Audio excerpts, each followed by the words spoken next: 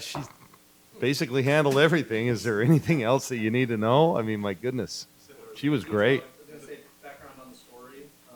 Yeah, it's kind of funny. So she had just called me, and then, and I was with my three sons and my wife. We were watching the men's tournament, and then they're really into following basketball and on Twitter, and they go, "Oh my gosh, Dad!" And they knew what the answer was, that she was coming back. They said, "You're never going to believe," and they showed me all these tweets. And so the guy who started it is a friend of mine, and I just texted him and said, "Hey, you may want to rethink your tweet." That's all I said. And 15 seconds later, I got a call. He goes, "Well, what do you know, Kelly?" And I go, "Well, I'm not confirming anything. I'm going to let Sabrina handle that on her own. I knew she was going to have something out on the Players Tribune." I said, "I'm just telling you, you may want to rethink that tweet." And he was genuinely sick to his stomach, is how he phrased it, and was apologetic. And he said, I got this sourced from 3 or 4 different people. And I said, "Well, yeah." So I didn't tell him the answer. I just said, "You just may want to rethink it." So he's a stand-up guy, and I know he got on Twitter and and apologized for it. But it's just one of those things that happen, and it's unfortunate. One of those things that came down from the league office. I don't know. I don't know where it came from. I didn't ask him, and I didn't really even talk to him that much. I just was pretty straight when I said, "Listen, you may want to rethink what you just put out there." So you're Saturday with Ionescus, you were with the team flying back, and Sam doesn't reach out to you until later on in the process in the afternoon. So you are kind of out of the loop for a bit. No question. How stressful was that flight back and the hours before her night? Well, I did check my phone a little bit. I spent a lot of day walking, because we'd been on the plane all day.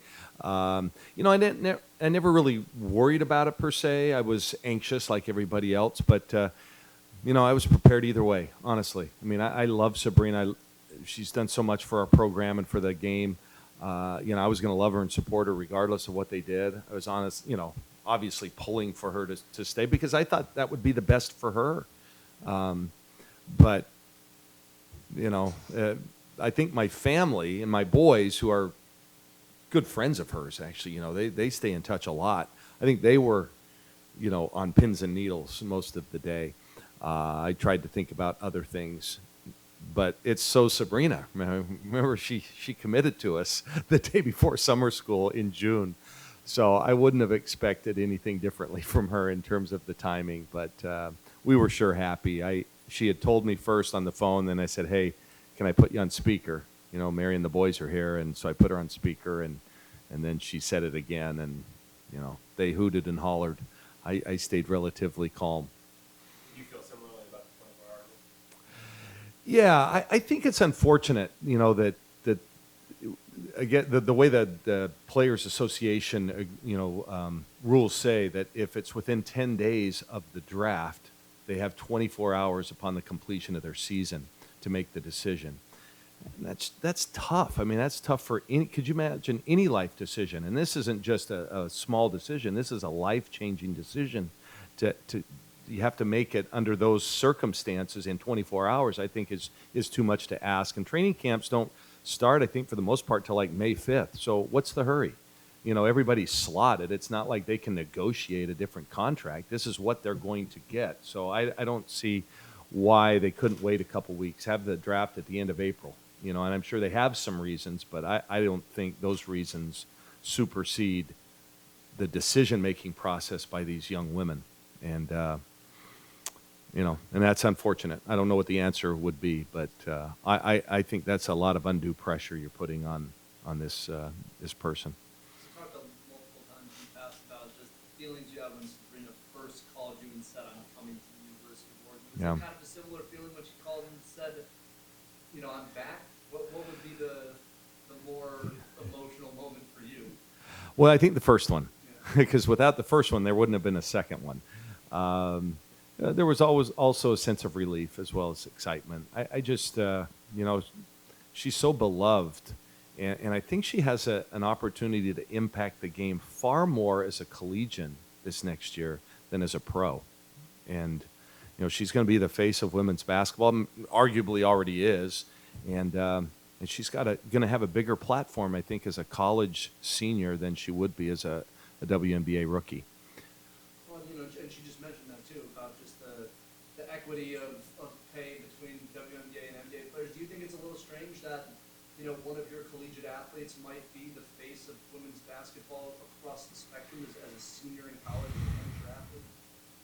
Yeah, it's unfortunate, but listen, I'm no economist, but I get how it works. And, I think they should be paid more, but I also, somebody's crunching the numbers, and they have figured this out better than me. So I'm not going to sit here and do that complaining for them, but I wish they would get paid more. I wish the WNBA was such a viable and vibrant league that the players could, dedicate their professional lives to that league instead of having to go overseas and supplement their income.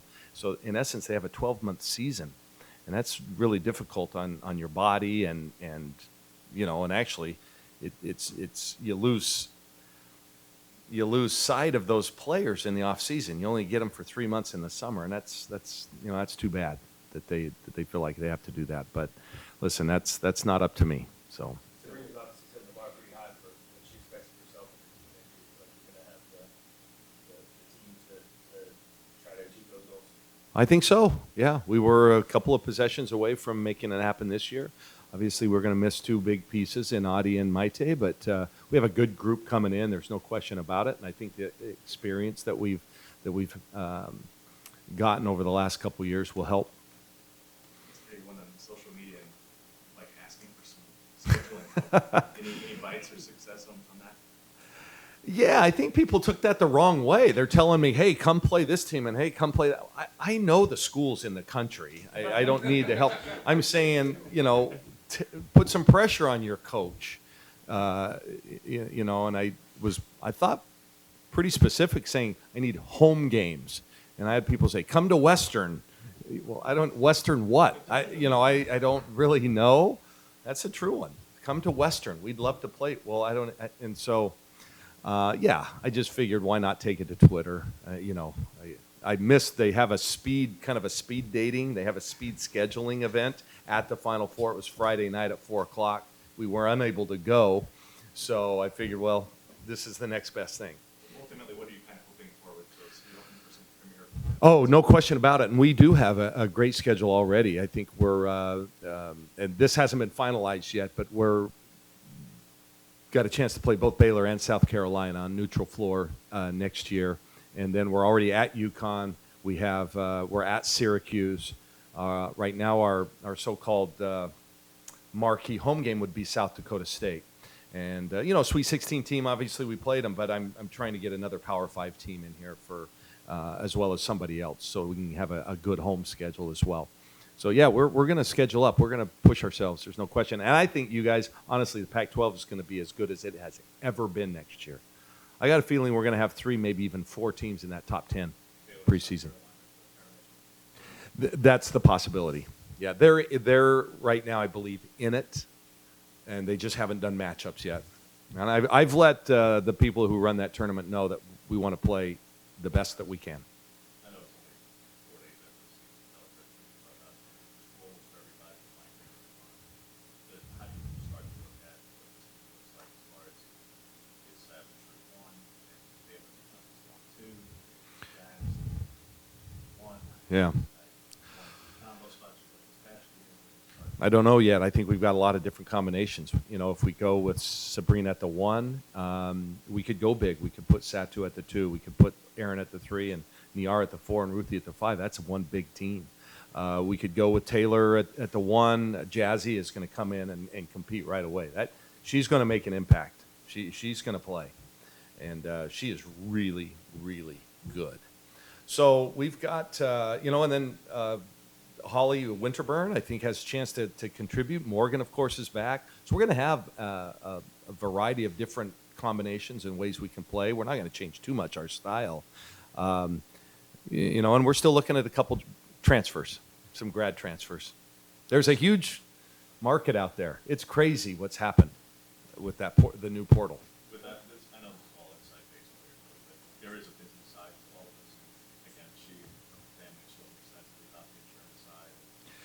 few female athletes to really ever have to truly Yeah. consider this. From the university side, obviously, they always covered football and men's basketball players. To your knowledge, where do things stand from the university standpoint of covering her loss of value and catastrophic injury? Yeah, I don't know the particulars, but I do know that is in the works and will be done. Yeah, and I think they've set the bar at not every student athlete, but for those that are projected in the first round. So I think we're following the same protocol that they would for Justin Herbert and everybody else. And with her, the addition, because obviously from the South, so probably more influence.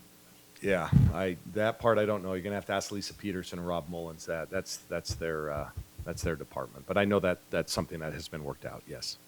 Sabrina put in her article that Kobe's comments, although she's excited, almost kind of fueled this fire that now she wants to get to that next level. Does that surprise you, knowing her as an athlete, kind of taking the comments that way and she builds off of what she's done? Oh yeah, you guys. She's going to be so determined and focused this year. She's going to lead this team. She's already inspired me, and now I know I've got to do a good job. I can't let up at all. So it's on me as well here. I mean, she's challenged everybody. I love it. You know, she's the best assistant coach I've ever had. You know what I mean? I mean, she's the coach on the floor, and she is going to get this team focused and motivated, including our coaching staff. So we don't want to do anything to disappoint her as well as the other student athletes. This isn't all about Sabrina. I think she made that clear. I think she loves her teammates. She could have gone pro, you guys, and she opted for staying at the University of Oregon. And the way she phrased that was, you know, there's some ownership there. She wants to not just win the champ, she wants to help build a national brand. And so when I heard that, I'm thinking, well, I hope the other, all the recruits, heard that as well, because that's incredible, the type of person that we have in our program. This is what we're about. So good on her. I'm really excited for her and excited for our team for next year. I think we've got a chance to do something real special. To that point, what does it do for your program to have her back for another year in the visible role that she's in when putting the scheduling and everything? Another year of Rockstar status. I mean, seriously, look at the shout outs this young lady gets for, from sports figures, icons. I think it's going to be it's going to be a lot of fun, a lot of fun. I'm gonna enjoy it. I'm not going to freak out about all the attention. We're gonna use that as fuel for us. But I think it's neat. I like how she's just such a strong woman. She is answering back when people criticize her in her way. She's been bold, saying this is what we want to do. That takes guts to stand up front with her platform and her status and say, hey, this is what we're going to do or we want to do. That takes a lot of confidence, maturity, toughness, and we'll use whatever other phrase you want to use.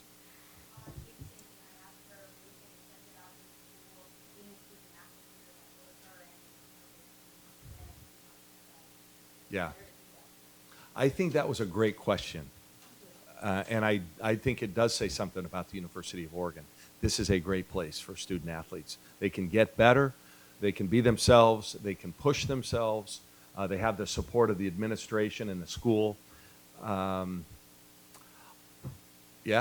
think it says a lot that two caliber athletes, arguably the best in their sports, respective sports, Justin Herbert and Sabrina Ionescu, have decided that I want to be at Oregon another year and forego professional sports. I think it says a lot. All right, you guys. Thank you. Thanks for coming on